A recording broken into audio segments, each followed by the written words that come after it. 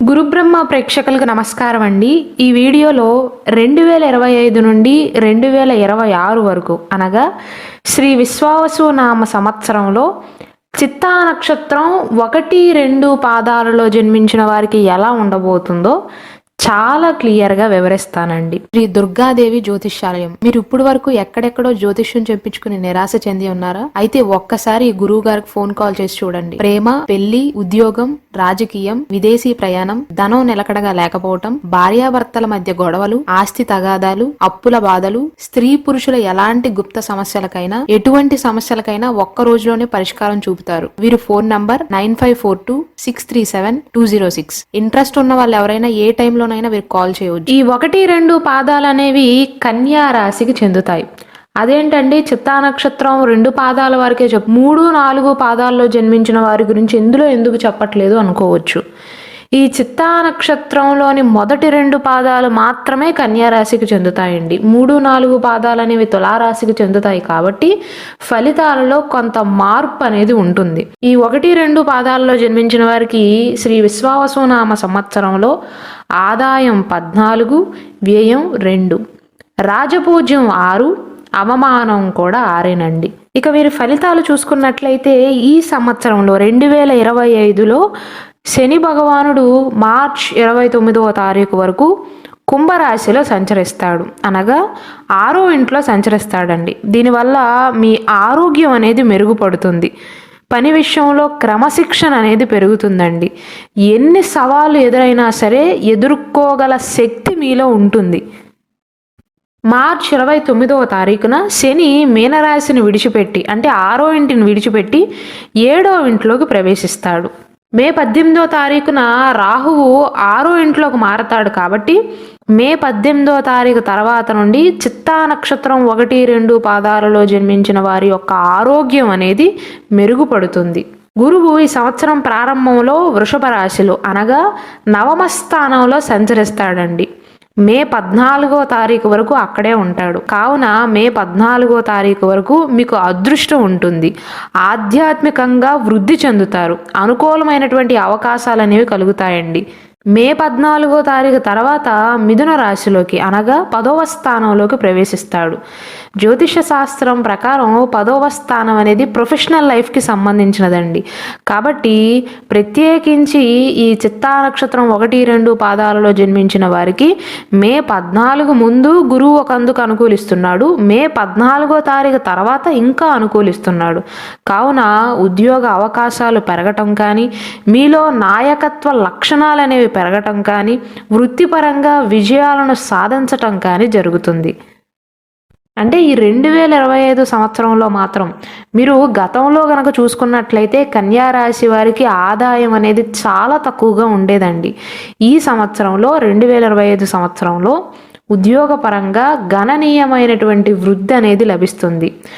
మే మాసం వరకు గురువు 9వ స్థానంలో ఉండటం వల్ల ఉద్యోగంలో అభివృద్ధితో పాటుగా ఎవరైతే విదేశాలకు వెళ్ళాలి అనుకుంటున్నారో వారికి కూడా పనులన్నీ కూడా అనుకూలంగా జరుగుతాయండి. విదేశాలలో కానీ లేదా కొత్త ప్రదేశాలలో పని చేయాలి అనుకుంటున్నా, చదువుకోవడానికి వెళ్ళాలి అనుకుంటున్నా ఈ సమయంలో మీ కోరికలు అనేవి నెరవేరతాయి. మే 14వ తారీఖు తర్వాత గురువు 10వ స్థానంలోకి వెళ్ళిన తర్వాత, 9వ స్థానాన్ని విడిచిపెట్టి 10వ స్థానంలోకి వెళ్ళిన తర్వాత రియల్ ఎస్టేట్ వ్యాపారాలు ఎవరైతే చేస్తారో వారికి చాలా అనుకూలమైనటువంటి ఫలితాలు అనేవి లభిస్తాయండి. గురువు యొక్క అనుగ్రహం అనేది వారిపైన ఉంటుంది. ఎవరైతే కొత్త ఉద్యోగ ప్రయత్నాలు చేస్తున్నారో, నిరుద్యోగులు ఎవరైతే కొత్త ఉద్యోగ ప్రయత్నాలు చేస్తున్నారో లేదా ఆల్రెడీ ఉద్యోగం చేస్తూ మెరుగైన ఉద్యోగ ప్రయత్నాలు ఎవరైతే చేస్తున్నారో వారికి మే 14వ తారీఖు తర్వాత అత్యంత అనుకూలమైనటువంటి ఫలితాలు అనేవి దక్కుతాయి అని చెప్పవచ్చు. ఉద్యోగ జీవితంలో లక్ష్యాలను సాధించగలుగుతారండి. మీలో ఆత్మవిశ్వాసం అనేది పెరుగుతుంది. కొంతమంది బద్ధకంగా ఉండే ఈ చిత్తా నక్షత్రం 1-2 పాదాలలో జన్మించిన వారు సైతం మే మాసం నుండి బాధ్యతలను స్వీకరించటానికి సిద్ధంగా ఉంటారు అని చెప్పవచ్చు. మీ యొక్క ఆదాయం అనేది పెరుగుతుందండి. ఆర్థిక అవకాశాలు అనేవి లభిస్తాయి. ముఖ్యంగా స్థిరాస్తి పెట్టుబడులు కానీ, రియల్ ఎస్టేట్ పైన పెట్టుబడులు కానీ, ఇలాంటి వాటిల్లో అనుకూలమైనటువంటి ఫలితాలు అనేవి ఉంటాయండి. ఒకవేళ భూమిపైన కానీ ఆస్తి పైన కానీ పెట్టుబడులు పెట్టాలి అని ఎవరైతే ప్రయత్నాలు చేస్తున్నారో మే 14వ తారీఖు తర్వాత మంచి అవకాశాలు అనేవి మీకు లభిస్తాయి. వాటితో పాటుగా ఈ సంవత్సరంలోని రెండవ భాగంలో అంటే మే 14వ తారీఖు తర్వాత కుటుంబంలో కొన్ని కార్యక్రమాలు అనేవి జరిగే అవకాశాలు ఉంటాయండి. పూజలను నిర్వహించటం కానీ లేదా ఇంటి మరమ్మతులను చేపట్టడం కానీ శుభ కార్యక్రమాల కోసం ఖర్చు చేయాల్సి రావటం కానీ జరుగుతుంది. అలానే కుటుంబ పరంగా చూసుకున్నట్లయితే మే 14వ తారీఖు వరకు గురువు వృషభ రాశిలో ఉంటాడు కాబట్టి సమాజంలో చిత్తా నక్షత్రం 1, 2 పాదాలలో జన్మించిన వారి యొక్క పేరు ప్రతిష్టలు అనేవి పెరుగుతాయండి. సామాజిక కార్యక్రమాల్లో పాల్గొనటానికి కూడా వారిలో కొత్త ఉత్సాహం అనేది కలుగుతుంది. సమాజంలో అందరితో కలిసిపోయే ప్రయత్నాలు చేస్తారు. మే మాసం తర్వాత కుటుంబ సభ్యుల మధ్య బంధం అనేది ఇంకా బలపడుతుంది. ఎందుకంటే నేను ఇంతకుముందు చెప్పినట్లుగా 9వ స్థానంలో ఉన్నటువంటి గురువు కంటే కూడా 10వ స్థానంలో ఉన్నటువంటి గురువు ఇంకా మేలు చేస్తాడు. రెండూ అనుకూలమైనటువంటి స్థానాలే. మీ తండ్రి వైపు బంధువులతో కానీ తల్లి తరపు బంధువులతో కానీ మీ సంబంధాలు అనేవి మెరుగుపడతాయండి. అయితే ఈ సంవత్సరం అంతా అనుకూలంగా ఉంటుందా అని అనుకోవచ్చు. లేదండి, అన్ని గ్రహాలు అనుకూలించవు. ఈ సంవత్సరం ప్రథమార్థంలో మే 18వ తారీఖు వరకు రాహుకేతువుల యొక్క గోచారం, ఛాయాగ్రహాలైనటువంటి రాహువు కేతువుల యొక్క గోచారం అనేది మీకు అనుకూలంగా లేదు చిత్తా నక్షత్రం 1, 2 పాదాల్లో జన్మించిన వారికి. కాబట్టి కొద్దిగా భయపడతారు. అందుకే నేను స్టార్టింగ్ నుంచి మే మాసం తర్వాత నుండి మీకు అత్యంత అనుకూలమైనటువంటి ఫలితాలు ఉంటాయి అని చెప్తున్నాను. మే వరకు కూడా గురువు మిమ్మల్ని కాపాడుకుంటూనే ఉంటాడండి. శని భగవానుడు కూడా మార్చి మాసం వరకు మీకు అనుకూలంగానే ఉన్నాడు. అయితే ఈ 2 గ్రహాలు రాహుకేతువులు అనుకూలంగా లేకపోవటం వల్ల ఎలాంటి ఇబ్బందులు ఎదురవుతాయంటే తెలియని భయం అనేది మీలో ఉంటుంది. అక్కడ ఏ విషయం లేకపోయినా అనుమానం అనేది పెరుగుతుందండి, భయం అనేది పెరుగుతుంది. మీలో మీరే ఇల్యూజన్లోకి వెళ్తారు. అంటే ఏమీ లేకపోయినా అతిగా ఆలోచించుకుంటారు. కేతు యొక్క గోచారం వల్ల చిత్తా నక్షత్రం 1, 2 పాదాల్లో జన్మించిన వారికి అంతా బాగానే ఉన్నప్పటికీ కూడా మానసిక ఒత్తిడి అనేది పెరుగుతుంది. శారీరక ఆరోగ్యం బాగున్నప్పటికీ కూడా మీరు ఎక్కువగా దృష్టి పెట్టవలసింది మానసిక ఆరోగ్యం పైన. యోగా చేయటం కానీ ధ్యానం చేయటం కానీ మెడిటేషన్ చేయటం అలవాటు చేసుకోండి. ఈ సంవత్సరం స్టార్టింగ్లో శని భగవానుడు 6వ స్థానంలో ఉండటం వల్ల మీకు రోగనిరోధక శక్తి అనేది పెరుగుతుందండి. మనోధైర్యం అనేది పెరుగుతుంది. శారీరక బలం అనేది పెరుగుతుంది. అయితే రాహుకేతువుల యొక్క ప్రభావం అనేది మీ పైన పడకుండా ఉండాలి అంటే ఈ 2 గ్రహాలకు సంబంధించిన పరిహారాలను పాటించండి. అలాగే ఈ సంవత్సరంలో చిత్తా నక్షత్రం 1, 2 పాదాల్లో జన్మించిన వారు ఆరోగ్య సమస్యల్ని ఎదుర్కోకుండా ఉండాలి అంటే ముఖ్యంగా ఈ సంవత్సరంలో మిమ్మల్ని ఎక్కువగా బాధ పెట్టేది సీజనల్ జబ్బులండి. దీర్ఘకాలిక అనారోగ్య సమస్యలు పెద్దగా సూచించట్లేదు, కానీ సీజనల్ జబ్బులు రాకుండా జాగ్రత్తలు తీసుకోవాలి.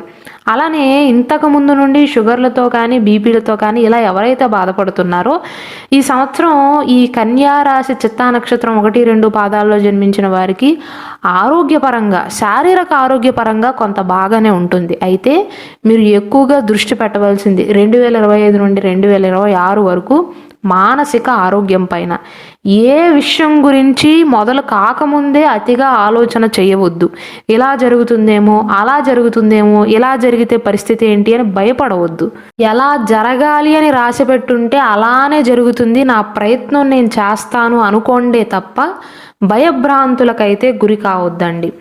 అలాగే చిత్తా నక్షత్రం 1, 2 పాదాల్లో జన్మించి ఎవరైతే వ్యాపారాలు చేస్తున్నారో వారికి ఎలా ఉండబోతుంది అంటే ఈ సంవత్సరంలో ఎవరైతే భాగస్వామ్య వ్యాపారాలను చేపట్టాలి అనుకుంటున్నారో మార్చి 29వ తారీఖు వరకు శని 6వ స్థానంలో ఉంటాడు కాబట్టి ఈ మొదటి 3 నెలల సమయంలో భాగస్వామ్య వ్యాపారాలు అనుకూలంగానే ఉంటాయండి. 7వ ఇంట్లోకి ఎప్పుడైతే శని వస్తాడో 7వ ఇల్లు అనేది భాగస్వామ్యానికి సంబంధించినది. అది వ్యాపార భాగస్వామ్యం అవ్వచ్చు, వివాహ సంబంధం కావచ్చు, జీవిత భాగస్వామ్య విషయంలో కావచ్చు.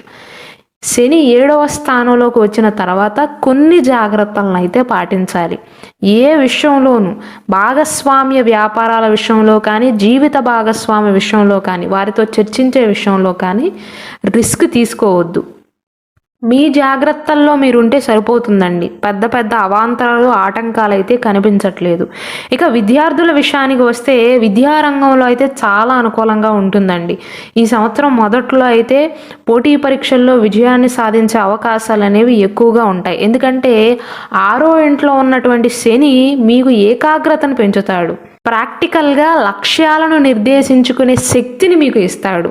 ఎవరైతే ఈ సంవత్సరం స్టార్టింగ్లో గవర్నమెంట్ పరీక్షలకు కానీ లేదా ఇతర ఎంట్రన్స్ పరీక్షలకు ప్రిపేర్ అవుతున్నారో వారికి అనుకూలంగా ఉండబోతుందండి. మీరు కనుక మీ వంతు మీరు ప్రయత్నం చేసినట్లయితే విజయాన్ని సాధించే అవకాశాలు అనేవి ఎక్కువగా ఉంటాయి. అయితే ఈ చిత్తా నక్షత్రం మొదటి 2 పాదాల్లో జన్మించిన వారు గుర్తుంచుకోవాల్సింది ఏంటంటే, గ్రహాలు అనుకూలంగా ఉన్నప్పటికీ కూడా కొన్ని గ్రహాలు అనుకూలంగా లేవు. అయినప్పటికీ ముఖ్య గ్రహం అయినటువంటి గురువు అనుకూలిస్తున్నాడు.